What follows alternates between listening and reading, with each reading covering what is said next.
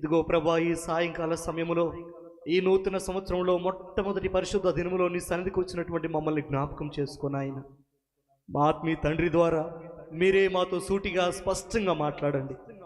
మేము కలిగి ఉన్నటువంటి ప్రభా ప్రతి బలహీనతను, ప్రతి లోపాన్ని వాక్యపు వెలుగులో ప్రభువా సరిచేసుకొని ఈ నూతన సంవత్సరములో మా జీవితంలో మేమందరము ఆత్మ ఫలములు ఫలిస్తూ మిమ్మల్ని సంతోషపెట్టే ప్రభువా మీ కుమారులుగా, మీ కుమార్తెలుగా ఈ లోకంలో ముందుకు కొనసాగడానికి మీరు మాకు సహాయం చేయమని మా దైవజనుల ద్వారా మీరే మాతో మాట్లాడబోతున్నందుకు తండ్రి మీకు వందనాలు, స్తుతులు, స్తోత్రాలు చెల్లిస్తూ నజరేయుడైన యేసుక్రీస్తును శక్తి కలిగిన నామంలో ఈ ప్రార్థన, స్తుతి, ఆరాధన సమర్పిస్తూ ఉన్నాము తండ్రి.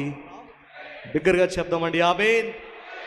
దయచేసి కూర్చుందాం. ఈ సమయంలో సాక్ష్యాన్ని వీక్షిద్దాం.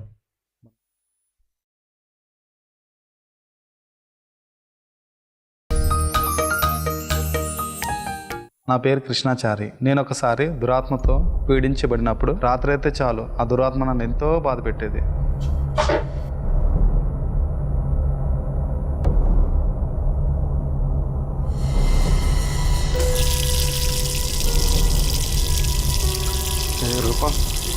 రూపా ఎవరు ఉన్నారు ఇక్కడ? రూపా ఏంటి? ఎవరో ఉన్నారు ఇక్కడ, సౌండ్ వస్తుంది నాకు. ఏం లేదు. కాదప్ప, ఎవరో ఉన్నట్టు రండి, నాకు భయం వేస్తుంది ఇక్కడ. ఏం లేదు, పడుకో.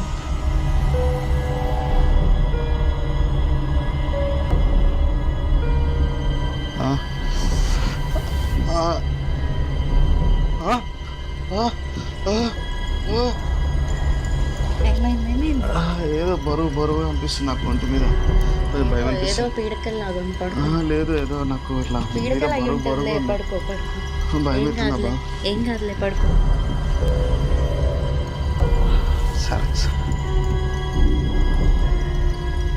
దానివల్ల నాకు అసలు నిద్రే పట్టేది కాదు.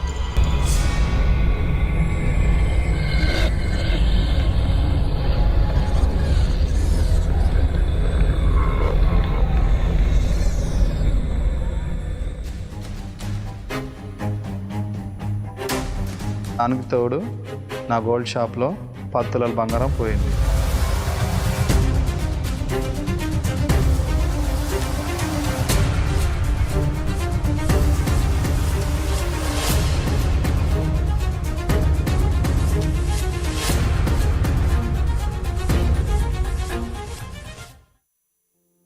అలా ఈ బాధల్లో నేను తాగుడికి బానిసయ్యాను. మార్కెట్ పోతున్నావు కదా, పోలేదా? మొబైల్ మర్చిపోయా. అవును, నీకు మందు అలవాటు లేదుగా, ఇది ఎప్పటి నుంచి? అది కాదు, నాకు నిద్ర పడతలేదు కదా, కొంచెం మందు తీసుకున్నాను, నిద్ర పడుతుందని కొంచెం మందు అవుతున్నామ్మా. బంగారం పోయిందని ఉన్న షాప్ మూసుకు కూర్చున్నావు. అది కాదమ్మా, నా పరిస్థితి అర్థం చేసుకో కొంచెం. ఏంటి అర్థం చేసుకునేది? నీ ఇష్టం వచ్చినట్టు తాగు, నేను మా పుట్టింటికి వెళ్ళిపోతాను. అది కాదు, కొంచెం అర్థం చేసుకో. నేను ఛీ, నీ మొహం నాకు చూపించకు. నా భార్య నన్ను వదిలేసి వెళ్ళిపోయేసరికి బాధ నేను తట్టుకోలేకపోయాను. ఒక పక్క దురాత్మ శోధన, ఇంకో పక్క నా షాప్లో బంగారం పోయి నా భార్య పుట్టింటికి వెళ్ళిపోయిన బాధలో నా బంగారు షాప్లో ఉపయోగించే సైనెట్ను మింగి చనిపోదాం అనుకున్నాను. కానీ ఆ సమయంలో నా భార్య పిల్లలు గుర్తుకొచ్చి ఆ ప్రయత్నాన్ని విరమించుకున్నాను. అలా ఉండగా నాలాంటి బ్రతుకుని బాగు చేసే దేవుడు ఉన్నాడని సహోదరుడు కల్వ టెంపుల్కి నన్ను తీసుకొచ్చాడు. ఆ రోజు దైవజనులు సతీష్ కుమారయ్య గారు చెప్పిన మాటలు, రోజు మనిషిని రకరకాల భయాలు వేటాడుతున్నాయి. ఈరోజు దేనికి నువ్వు భయపడుతున్నావు నాకు తెలియదు. దేనికి భయపడి నువ్వు నిద్రపోకుండా అల్లాడిపోతున్నావు నాకు తెలియదు. దేనికి భయపడి కనీసం సరిగా భోంచేయలేకపోతున్నావు నాకు తెలియదు. దేనికి భయపడి బిక్కుమంటూ నువ్వు నివసిస్తున్నావు నాకు తెలియదు. ఒకవేళ అలా భయపడుతున్నట్లయితే ఒక విషయం చెప్పాలనుకుంటున్నాను. దేవుడు ఆశించినట్టుగా జీవిస్తే దేవుడు నీకు ఒక వాగ్దానం చేస్తున్నాడు. నిన్ను నేను నిర్భయముగా జీవించే జీవితాన్ని ఇస్తాను. నన్ను ఎంతో ఆలోచింపజేశాయి, మరెంతో నాకు ధైర్యం ఇచ్చాయి.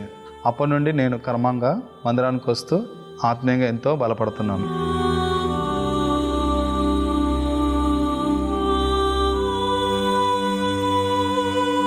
ఇన్ని రోజులు లోకానుసరంగా ఉన్న నేను లోకరక్షకుడైన యేసయ్యను నేను అంగీకరించి బాప్తిజం తీసుకున్నాను. దేవునిలో ఆత్మీయంగా బలపడుతుండగా ఆ దురాత్మ నన్ను విడిచిపెట్టి పోయింది.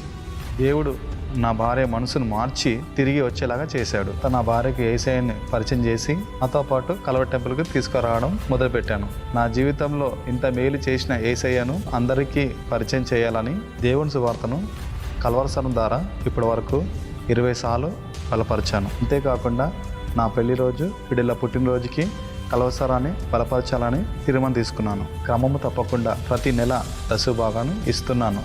నేను చేస్తున్న బంగారము వ్యాపారాన్ని దేవుడు ఎంతగానో దీవించాడు. ఇంతగా దీవించిన నా దేవుని సన్నిధికి 30 కుటుంబాలని నడిపించాను. ఆ దేవుని దయ వల్ల నేను, నా కుటుంబం ఇప్పుడు ఎంతో సంతోషంగా ఉన్నాము.